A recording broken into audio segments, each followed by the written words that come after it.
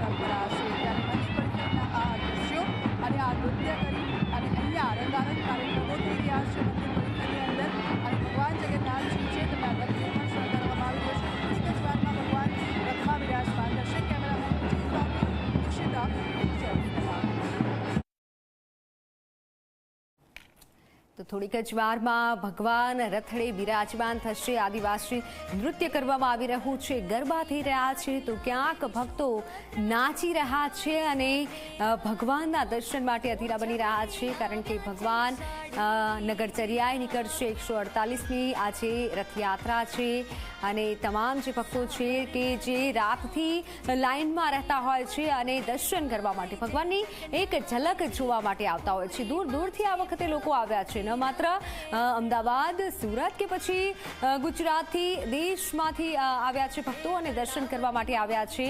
અને આ દર્શન કરી તે લોકો ભાવ વિભોર થઈ જાય છે, કારણ કે વર્ષમાં માત્ર એક દિવસ એવો આવતો હોય છે કે જ્યારે પ્રભુ શ્રીની નગર યાત્રા નીકળતી હોય છે અને ત્યારે આપણે દર્શન કરી શકીએ છીએ. આવા દ્રશ્યો જુઓ કે જ્યાં નાચગાન થઈ રહ્યું છે અને આ નાચગાનની સાથે નૃત્ય થઈ રહ્યા છે.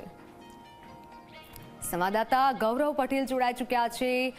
ગૌરવ, હાલ આપ ક્યાં ઉપસ્થિત છો? મંદિર પરિસરના અમે આપ દ્રશ્યો જોયા કે જ્યાં ભક્તોમાં ખૂબ આતુરતા છે. તો હવે રાહ છે પહિંદ વિધિની. ક્યારે કરવામાં આવશે પહિંદ વિધિ? ક્યારે મુખ્યમંત્રી આવશે? કારણ કે ભક્તો હવે અધીરા છે.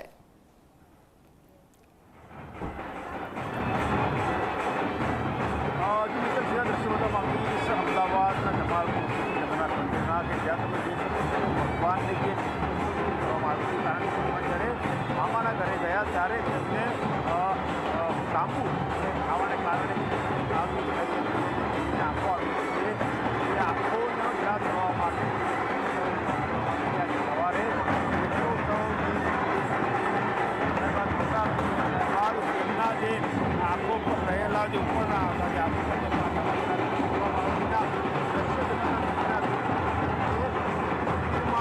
ભગવાન જગન્નાથ, ભાઈ બલભદ્ર, બહેન સુભદ્રાની જે પ્રતિમાઓ છે રથમાં બિરાજમાન કરવાની લગભગ તમામ તૈયારીઓ પૂર્ણ થઈ ચૂકી છે. ખૂબ જ મોટી સંખ્યામાં ભક્તો અહીંયા પહોંચેલા છે. જે આદિવાસી નૃત્ય દ્વારા ત્યાંથી ભગવાનની પ્રતિમા રથથી લાવવાની ત્યાં આદિવાસી નૃત્ય હાલ કરવામાં આવી રહ્યું છે. જે યજમાન હશે તે યજમાન આજે અહીંયા પહોંચીને ભગવાનની પ્રતિમાને અહીંયા સુધી લાવશે. ખૂબ જ મોટી સંખ્યામાં શ્રદ્ધાળુ અહીંયા ઉમટી પડેલા છે. એક કરતાં અનેક લોકો જે ભગવાન જગન્નાથના દર્શન કરવા માટે અહીંયા ઉમટી પડે છે. તે દ્રશ્યો બતાવવા આ જે રથ છે રથમાં ભગવાનને બિરાજમાન કરવામાં આવશે અને રથમાં બિરાજમાન કર્યા બાદ ભગવાનની પ્રસ્થાન કરવામાં આવશે. ખૂબ જ મોટી સંખ્યામાં લોકો જોડાયા છે અને ખલાસ ભાઈઓ છે તે રથ ખેંચતા હોય છે.